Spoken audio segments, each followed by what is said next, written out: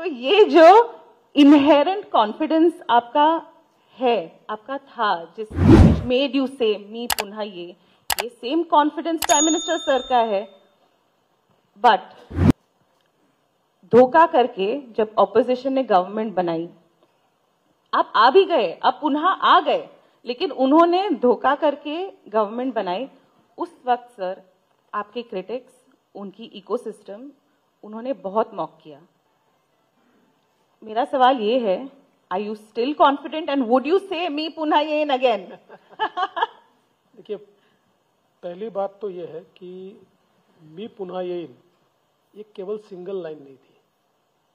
मी पुनः ये इन के साथ मैं किस लिए वापस आना चाहता हूँ ये था, किसकी सेवा करने के लिए आना चाहता हूँ ये था, महाराष्ट्र को कैसे बदलूंगा ये था, ये सारी चीजें थी। लेकिन उसमें से मी पुनः ये लाइन लोगों ने ज्यादा कैच की और वो इतनी कैच हो गई कि वो जो कविता मैंने पढ़ी थी उसको किसी ने बंगाली में ट्रांसलेट कर दिया, किसी ने अंग्रेजी में ट्रांसलेट कर दिया, और एक प्रकार से वो एक बहुत ही बज़ लाइन की तरह वो लोगों के बीच चली गई।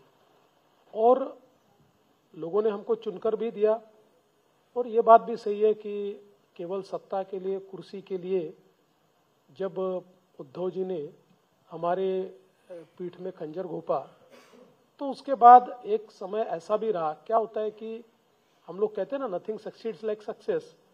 तो हम जब चुनकर आए तो लोगों ने कहा देखो, मी पुनः इन कहा था, ये आ गए।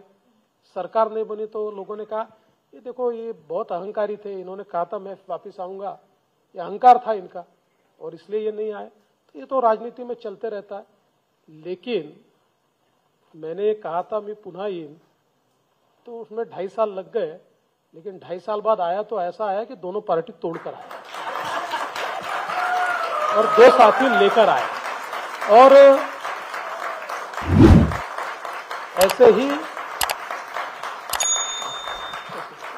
प्रधानमंत्री जी जब ये कहते हैं कि 400 पार करके मैं वापस आऊंगा, तो उसके आगे प्रधानमंत्री जी का जो भाव है, उस भाव को समझ लेना बहुत जरूरी है। और अपने भाषण में, राष्ट्रीय कार्यकारिणी में भी और महाराष्ट्र में उनका कार्यक्रम हुआ, उसमें भी प्रधानमंत्री जी ने वो भाव बहुत स्पष्ट किया।